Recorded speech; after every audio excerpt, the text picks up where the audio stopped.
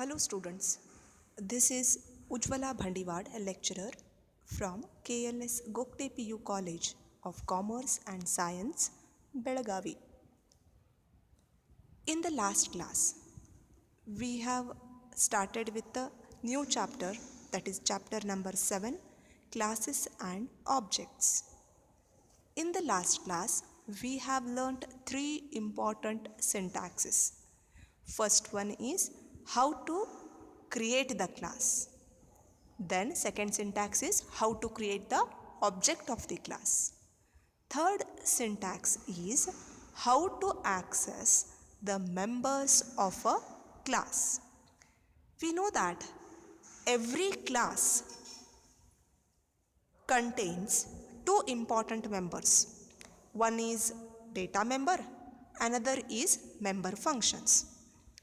Data member is nothing but the variables which will be used to store the data. Okay, member function means they are the methods which will act upon that data to perform some operations. In today's class, we will learn in detail about the member functions. Okay? Let us begin. What is member function means? Member function is also known as method which acts on a data members of a class. Okay? The member functions are usually defined in 2 different places. One is inside the class definition. Second one is outside the class definition. Remember students, we are talking about the member functions.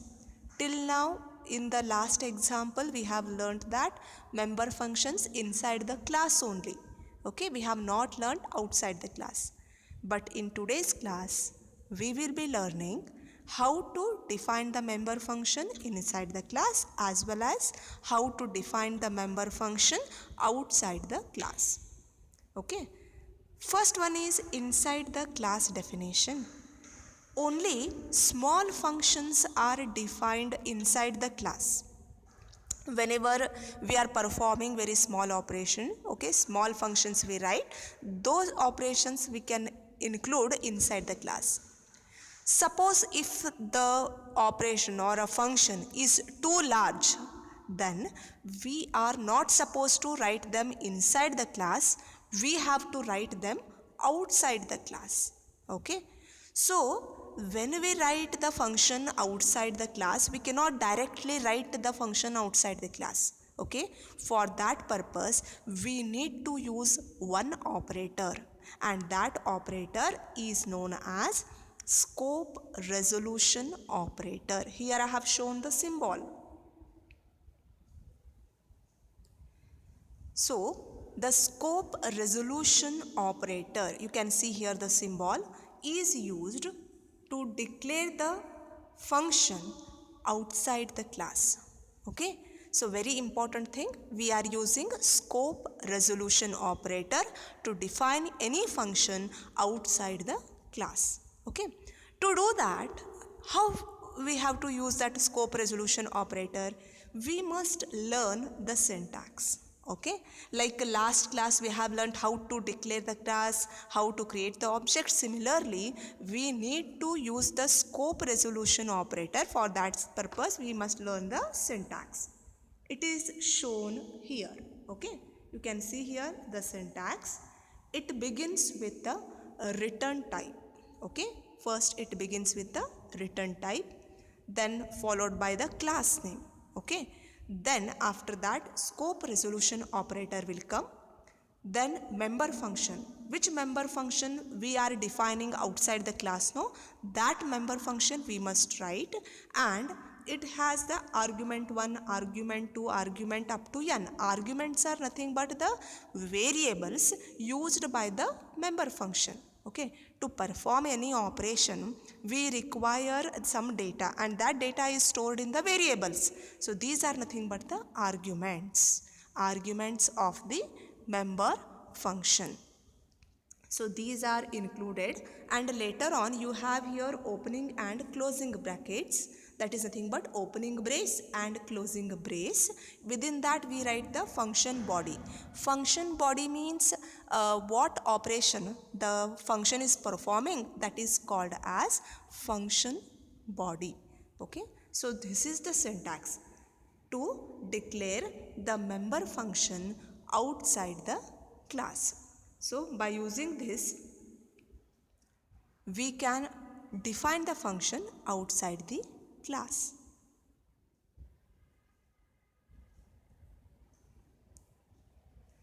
Now let us understand one by one type of function definition. Just now I have defined two types, those things with the help of example. Okay, so in today's class, first let us understand how we can define the function inside the class. For that purpose I have taken here one example, C++ program to compute area of a triangle.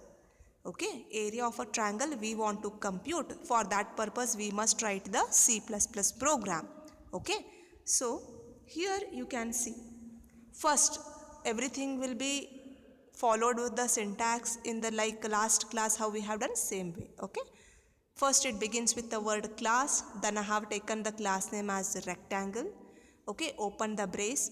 You can just refer the previous syntax, it will be same only. Okay, then private we have used float as a length, breadth and area. See, length, breadth, area, these are the variables of the data type float. Okay, float means they may take a decimal value also. Private and public are access specifiers. Okay, which define the scope of the data. These are the access specifier we have learnt in the last class. Okay, now in the public section we have taken one function. What is the name of the function? Is input. Name of the function is input. Void is it's a data type. Okay, so input, what we are asking? We are asking the user enter the value of length. See, to calculate area of a triangle we require two important things. One is length, another one is breadth. Then length and breadth values are unknown. Those values we have to input from the user. Okay, then so enter the value of a length. So user enters the value of length that is stored inside the variable. What is the name of the variable we have taken? Length. So and next thing is enter the value of breadth. So the value of a breadth is stored in one more variable and that is called as breadth. So in the input function we are just accepting the values from the user. Okay, next function is calculate. You can see here next function is calculate. What is the data type of the function? Is void. In the calculate function we are calculating the area of a triangle. How to calculate the area of a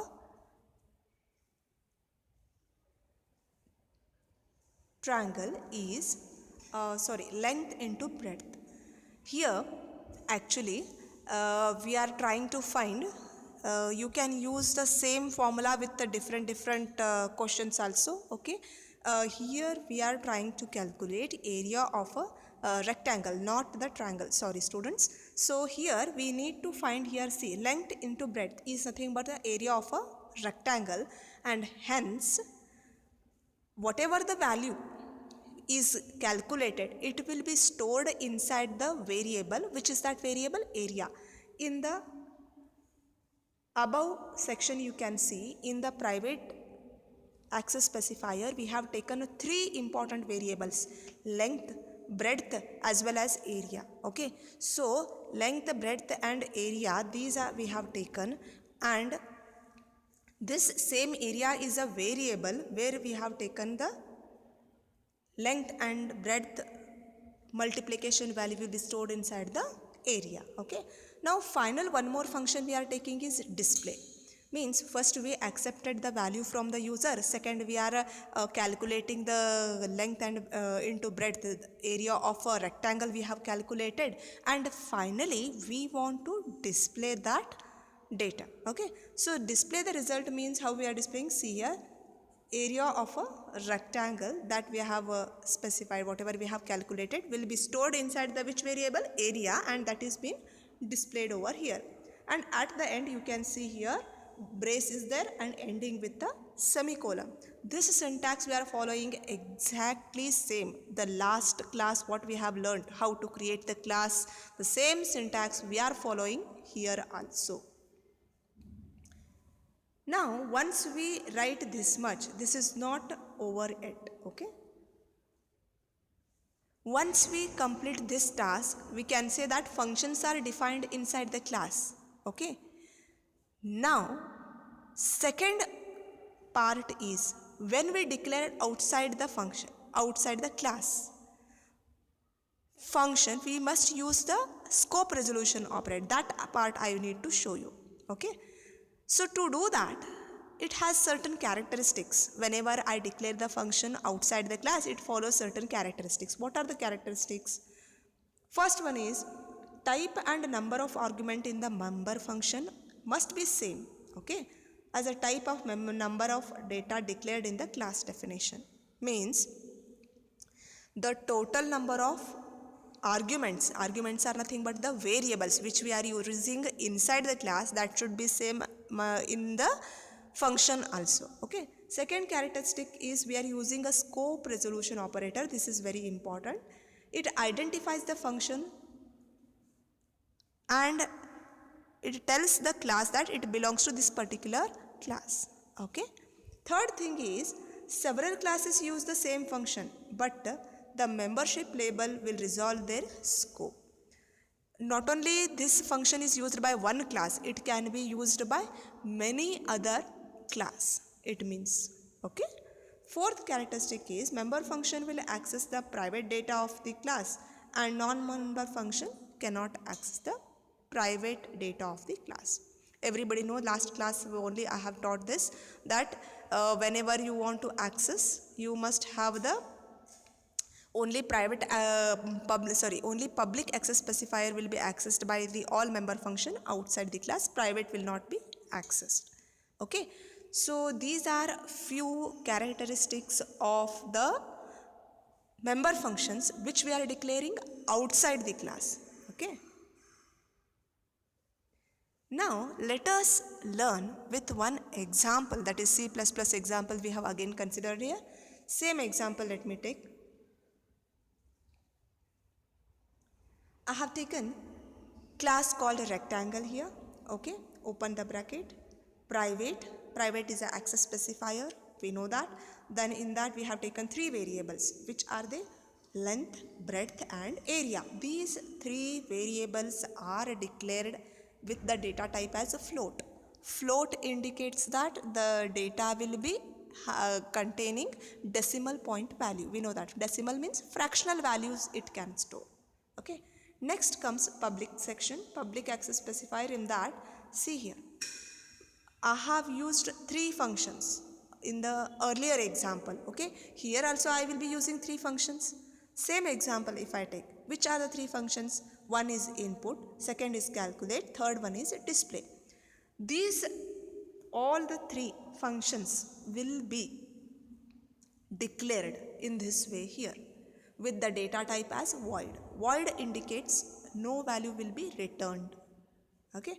So inside the class I must specify that I am using three important functions. Directly I cannot write outside the class, okay. So three important functions: input, calculate and display. Finally I close the bracket and then I'll give a semicolon at the end. So this is our class rectangle.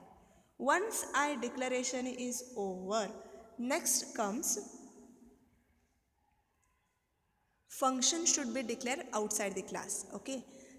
Just now I have shown you the syntax how we can declare the function outside the class, okay. That syntax everybody should by heart properly. First it begins with the return type. Return type is void here. Return type is nothing but the data type, that is void. Then comes the class name. What is our class name? Just now we have created is the rectangle, followed by the scope resolution operator and then the name of the function. First function we are using is input. So hence we are using here as input, and then finally we open the brace. After the opening the brace, then we are asking the user enter the two values. Here user enters the two values, which are the length and the breadth, because we want to calculate area of a rectangle. Okay, hence we will be entering the two values, length and breadth. So enter the value Cin, we are accepting with the help of Cin, so accepted. Okay.